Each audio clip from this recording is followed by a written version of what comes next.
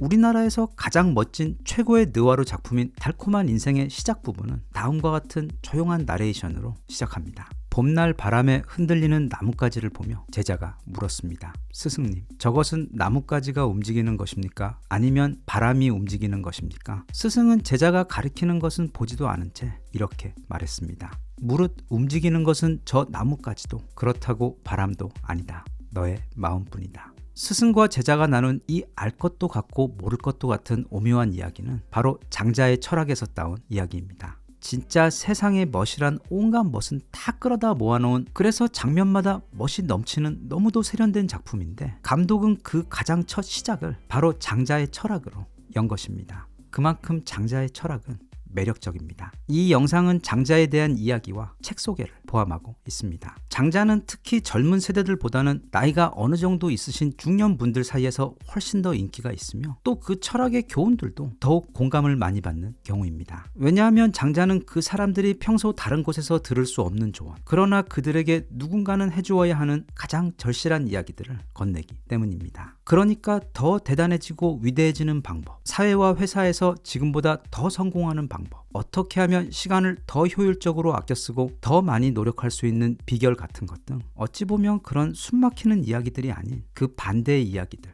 그러니까 이제 그 정도면 충분히 했다며. 사실 인간의 인생이란 그렇게 아웅다웅하며 고단하게 살 만큼 별 대단한 의미가 있는 게 아니니까 너무 그렇게 자신을 내몰아 괴롭히며 살지 말고 이제는 좀 편하게 적당히 비우고 내려놓고 마치 이 생으로 잠시 소풍 나온 듯 쉬면서 살아보아도 괜찮다는 그런 이야기들을 건네는 사람이기 때문입니다. 마대인 차이나 철학가들 중 가장 유명한 사천왕인 공자, 노자, 맹자, 그리고 장자 중에서 장자는 나머지 셋과도 확연히 분위기가 다른 조금 아웃사이더 느낌의 철학자입니다. 그 셋의 대장인 공자의 철학을 예로 들면, 특히 중국은 더 그렇지만 세상은 결국 아주 많은 사람으로 이루어져 있고, 그래서 다른 사람들과 잘 어우러져 지내는 것이 중요한데, 그러기 위해서는 예수의 그 첫 번째 소중한 가르침처럼 남의 아픔에 공감하며 다른 사람들을 내 몸처럼 챙기는 마음, 즉 인간 본연의 마음인 측은지심이 가장 핵심인데, 그것을 인이라고 했고, 하지만 또 우리 인간이란 너무 가까워지고 허울이 없어지면 기어오르고 선을 넘기도 하고 또 막 차도 좀 빌려달라고 하면서 서로 실수를 저지르기 때문에, 그렇게 서로와 서로 사이에 어느 정도의 공간, 안정구역을 유지하기 위해 예 또는 예절이라는 것이 반드시 필요한데, 그렇게 인과 예를 모두 갖춘 이를 군자라고 부르며, 그런 이들이 행하는 삶의 원칙을 유교라고 명칭하여 이런 군자들이 이끄는 평화롭고 조화로운 세상인 태평성대를, 그런 세상이 오도록 하는 일종의 원대한 정치 철학이 도의 종착역이자 공자가 가르치고자 했던 철학의 핵심이었습니다. 그래서 공자 자신도 평생 관직에 올라 정치를 하려고 했고, 또 실제로 노나라에서는 지금의 법무부 장군에 해당되는 자리인 대사구라는 벼슬에까지 올라 꿈을 이루었으나 금방 잘렸고,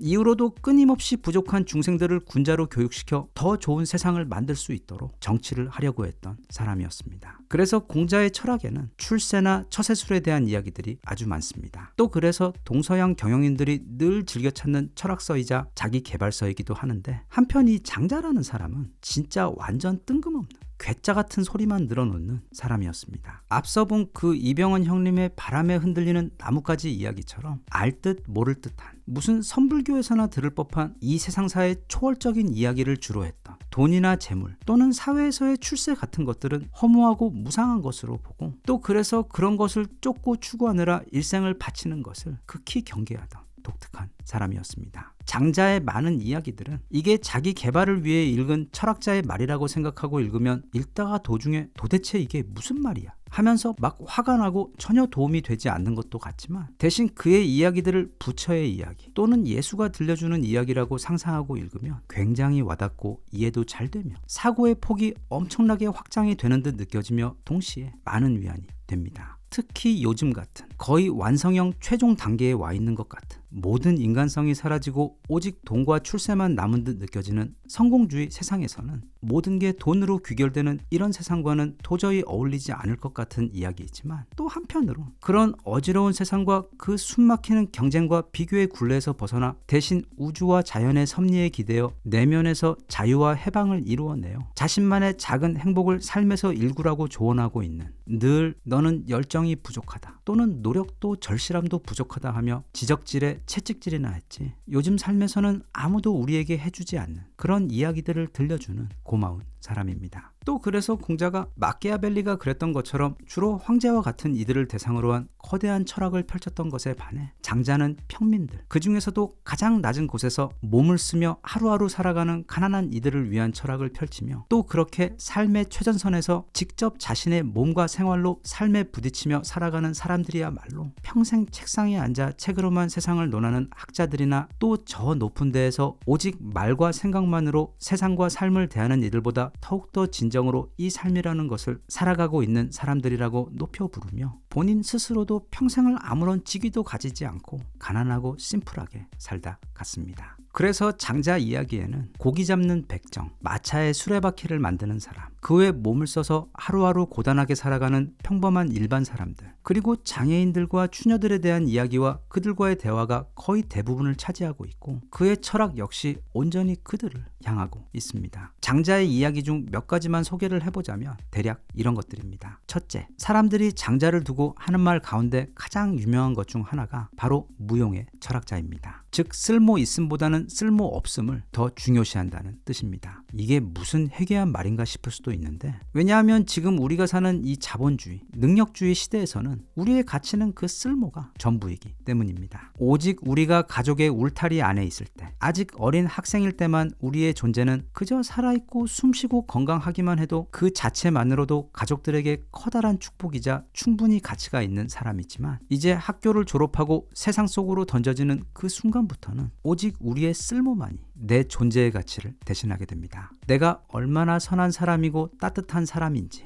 아니면 미술이나 자연에 관심이 많고 장차 어떤 삶을 꿈꾸며 살고 있는지, 또 뭘 좋아하고 싫어하는지 따위는 아무에게도 별로 중요하지 않게 됩니다. 오직 나라는 인간의 쓸모만이 중요하게 되어 그렇게 어떤 경제적 도구처럼 되어버려 그 쓸모가 충분치 못하면 세상에 있는 다른 쓸모없는 도구들과 같은 서글픈 취급을 받게 됩니다. 많은 경우 그렇게 항상 나의 쓸모를 끊임없이 증명해야 하는 삶은 때론 너무도 힘들고 지치며 또 개인적으로 생각할 때 그건 우리 인간의 본성과도 맞지 않기 때문에 종종 그런 세상을, 그리고 그런 삶을 힘들어하는 사람들이 우리들 대다수라고 생각하기 때문에 그게 그렇게 무용한 이야기도 아니라고 생각합니다. 그래서 장자는 쓸모없는 것이 오히려 더 쓸모 있다는 아주 괴상한 말을 하는데 그가 하고 싶은 말은 바로 이겁니다. 그 쓸모라는 게 도대체 누구를 위한 것이냐는 질문입니다. 우리는 그 쓸모라는 것을 국가를 위해 또는 회사를 위해 아니면 집안의 가장으로서 가족들을 위해 매일같이 증명하고 발휘하며 살아가고 있지만 정작 자신을 위한, 자신만의 행복을 위한 데에는 그 쓸모를 전혀 발휘하지 않고 있기 때문입니다. 그래서 역설적으로 내가 쓸모가 없게 되면 또는 그런 쓸모 있음을 증명하기 위한 치열함을 조금 내려놓으면 그때는 그만큼 자신을 위해 어쩌면 삶에서 더 중요한 것들을 위해 노력과 관심을 쏟을 수 있어 우리는 더 행복해지고 자유로워질 수 있기 때문에 그런 의미에서 쓸모 없음이 오히려 더 쓸모 있다고 주장했던 것입니다.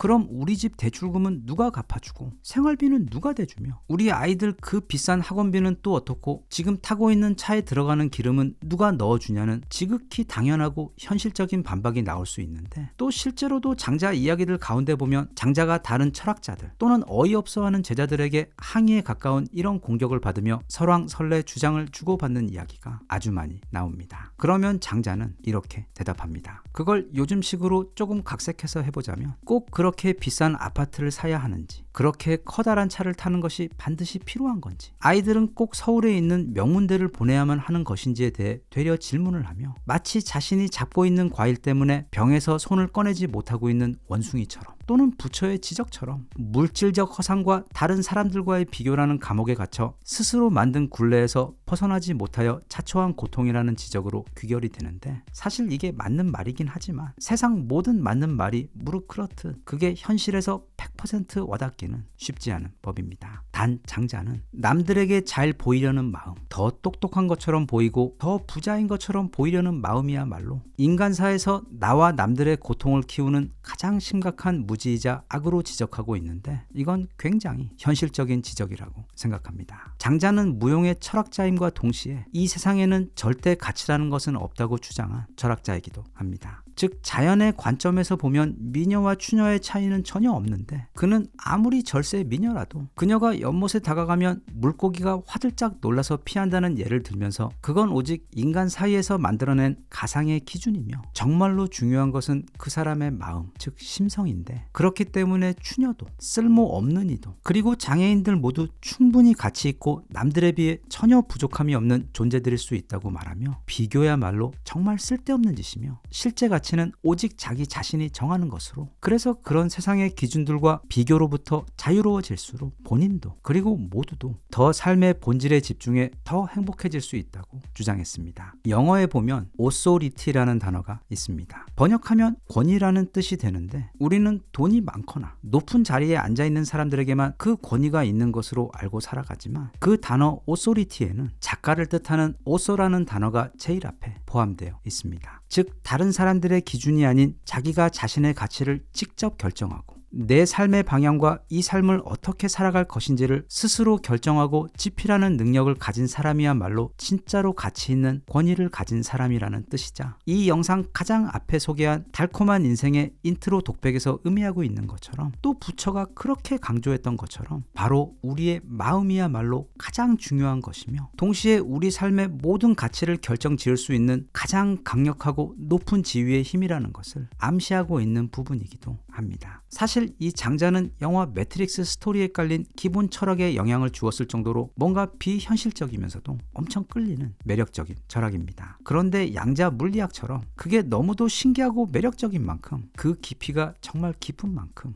참 어렵습니다. 그런데 이런 내용을 아주 잘 아는 어떤 똑똑한 사람이 그걸 쉽게 풀어주는 경우, 우리는 그 가르침의 핵심을 쉽게 이해할 수 있게 되기도 하는데, 어쩌면 우리나라에서 가장 유명한 철학자이자 인문학에 관심이 많은 대한민국 독자들은 거의 다들 알고 계실 강신주 박사의 대학원 박사 논문 주제가 무려 장자였습니다. 강신주 박사는 정말 오랜만에 신간을 냈는데 2권으로 된, 그것도 합쳐 700페이지가 넘는 분량을 온전히 장자에 대한 이야기에 할애하고 있는 강신주의 장자 수업이 그것입니다. 이 주제 최고 전문가답게 장자 이야기 가운데 가장 재미있는 주제들만 모아 아주 쉽게 풀어주고 있으며, 또 그 사이사이 엄청나게 다양한 동서양 인문학 이야기들을 감초처럼 연결시켜 너무도 재미있게 이야기를 풀어주고 있어 혹시 올겨울 이 장자의 공부에 빠져보고 싶으신 분들이 계시다면 이보다 더 좋은 안내서 또는 교과서는 없을 정도로 아주 훌륭한 선택이 되지 않을까 싶습니다. 장자의 이야기 가운데 끝으로 딱 한 가지만 더 언급하자면, 장자는 비움의 철학자입니다. 법정 스님의 무소유 가르침처럼 이게 사실 잘 이해하기는 힘든데 또 실제로 직접 해보면 꽤 어렵지 않게 그게 무슨 말인지 알 것도 같은, 그러니까 그게 옷이든 가방이든 자동차 트렁크 속 세차 용품들이든 아니면 특히 나의 인간관계이든 간에 내 행복과 평화에 정말로 중요한 핵심들만 빼놓고 조금씩 비우고 정리를 하다 보면 그렇게 생긴 빈자리에 어느새 자유와 해방 그리고 여유와 평화가 들어오게 되며 전보다 덜 가졌음에도 오히려 더 행복해진 것 같은 그런 신기한 기분이 들기도 합니다. 어떤 책이든 강연이든 거기서 내가 실제로 실천에 옮길 수 있는 딱 한 가지 좋은 가르침만 얻을 수 있다면 그건 성공적인 공부고 커다란 소득입니다.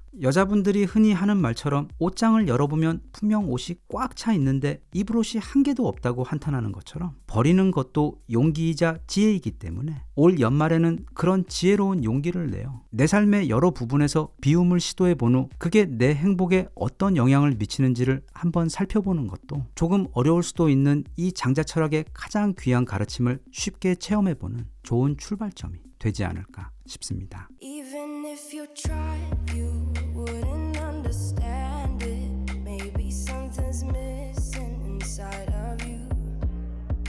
Just a bit of sugar